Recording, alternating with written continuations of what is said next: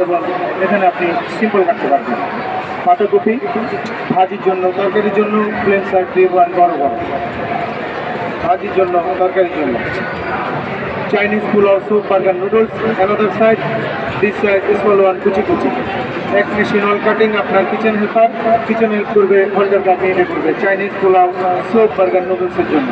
সামনে রমজান মাস এবং সামনে রমজান মাস, বেগুন কাটবেন প্লেন সাইজ, বেগুনির জন্য সেম থিকনেস সেম সাইজ বেগুনি হয়ে যাবে।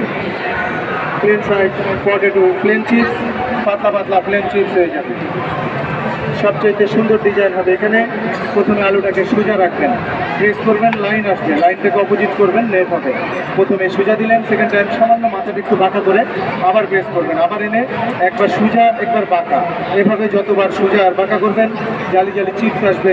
গাজরে করবেন সালাদ স্টাইল হবে, আপনি সোজা বাঁকা করবেন না, সোজা সোজা করবেন। ভাজি হবে আলু ভাজি, মূলা ভাজি।